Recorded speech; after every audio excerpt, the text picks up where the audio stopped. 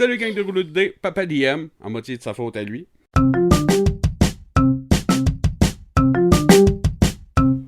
Bonjour! Petite vidéo de Noël que j'avais hâte de faire pour vous aujourd'hui. En fait, je vais vous parler de mes games que j'ai faites de Donjons Dragons à thématique noëlistique.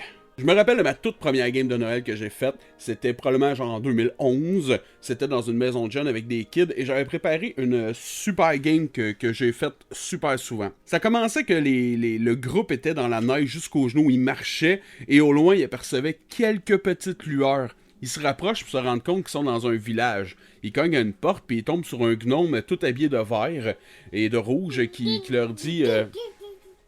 Voyons, c'est compliqué.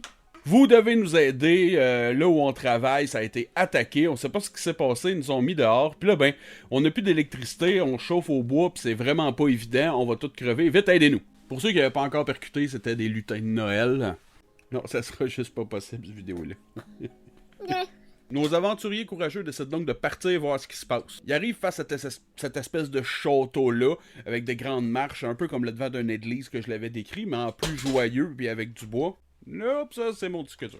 Et la première chose qu'ils voient, c'est plein de casse-noisettes avec des guns. Donc ils foncent dans le tas, ils se font tirer dessus, 2-3 coups dans leur face, ils réussissent à passer ça, ils poussent la porte et ils atterrissent dans l'atelier du Père Noël, là où il y a la fabrication de jouets. Donc ils commencent à se battre contre des ours en peluche puis des petites poupées. Ils continuent de progresser comme ça, un peu comme dans un dungeon crawling.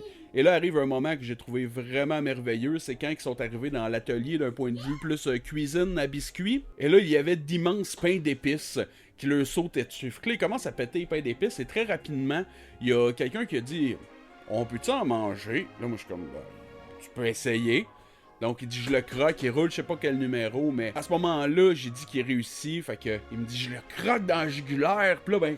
Puis là, je disais, hey, que ça perce, puis tu vois qu'il y a du crémage qui commence à couler, puis ça gicle partout. Ça a viré en grosse scène trash de biscuit qui se fait dévorer avec du crémage. Rendu là, je me rappelle plus comment c'est passé, mais c'était plus dangereux, c'était juste tellement drôle, ils ont tous défait les biscuits. Tout ça pour se rendre à la finale, là, il y avait d'autres étapes, là, mais je me rappelle qu'à la fin, le twist, c'est qu'ils se sont rendus compte que c'était en fait la fée des étoiles. Qui était bien étonné de passer deuxième, parce que tout le temps Père Noël, Mère Noël, puis elle est là pour faire belle ses chariots, mais elle a jamais sa place à elle, puis là, elle était écœurée, là. Fait qu'elle était une magicienne puissante, elle avait comme renversé le Père Noël, enfermé d'un garde-robe, pis elle a dit, cette année, il y aura pas de Noël, je vais faire passer ça sur le dos du Père Noël, puis l'année prochaine, je vais revenir comme une héroïne. Mais ça a pas fonctionné parce que les joueurs ont utilisé leur cocologie, puis ils ont pété à la gueule. En changeant un peu les pièces de ce donjon-là, je l'ai refait comme souvent avec différents groupes dans les années depuis que je joue en 2010. Et là, 2 ans, je me rappelle que c'est produit quelque chose d'assez cool. Il y avait une pièce, en fait, que j'avais faite que c'était une immense boule de Noël qui shakeait, puis que les joueurs avaient de la misère venaient sur le pied. Et au centre, il y avait un sapin de Noël qui s'attaquait avec des guirlandes comme 2 fouettes, puis qui leur garochait des boules de Noël. Moi, je vous l'avais déjà dit que j'utilisais une table de critique assez spéciale. Ben, j'ai un de mes joueurs qui a roulé comme un critique qui est très très haut, il a pété la gueule de mon sapin avant même que mon sapin ait le temps d'agir. Il a complètement détruit cette place-là, puis j'étais bien déçu. Oh, non, Donc, il y a un moment donné qui est arrivé quelque chose d'assez cool. En fait, il y avait un joueur, un gars qui voulait essayer, il voulait un one-shot, c'est juste pour essayer. Fait que j'ai dit, bah, ça va être le moment. Ça va être le moment, j'ai une game de Noël qui s'en vient, ça va être juste une shot, puis c'était comme 2 jours plus tard. Fait que je viens temps. Rendu là, j'avais comme préparé ma quest que, encore une fois, le château du Père Noël avait été attaqué par... Ah oui, il y avait des forces sorties de nulle part, ils comprenaient pas, les jouets viraient fous et s'auto-détruisaient. Ils savaient pas d'où venait, en fait, la menace. Puis là, ben, mon joueur dans le tas qui arrive... J'avais sorti les stats d'un monstre, je crois que j'avais pris le Goliath dans le Monster Manuel. Mais en fait, j'y avais dit que c'était le Père Noël avec une grosse hache qui pétait tout.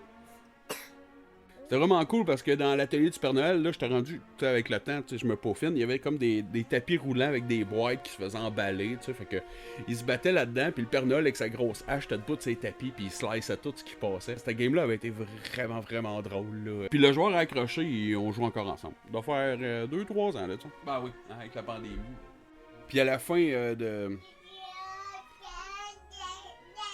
Puis bref, à la fin de ce petit donjon-là, je me rappelle que c'était la crèche les méchants qui avaient décidé que Jésus devait reprendre sa place. C'était sa fête après tout. Cette année, malheureusement, j'ai pas fait de game de Noël. J'en avais bien l'intention. J'ai même trouvé des crew de joueurs pis tout pour faire ça. J'avais 2 games dans ma tête de prête. J'en voulais une de style Krampus.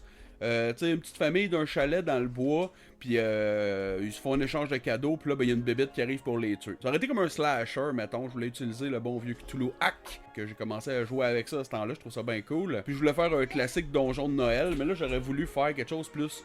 Vous êtes des lutins, puis le Père Noël vous envoie en reconnaissance dans un nouveau village. Il semble se passer quelque chose de louche. Puis là, les enfants auraient été comme enfermés, la famille esclavagée, quelque chose genre un peu dark, là, mais qui se serait battu comme dans un petit village, là, essayer de découvrir qu'est-ce qui s'est passé, sont où, il faut les sauver.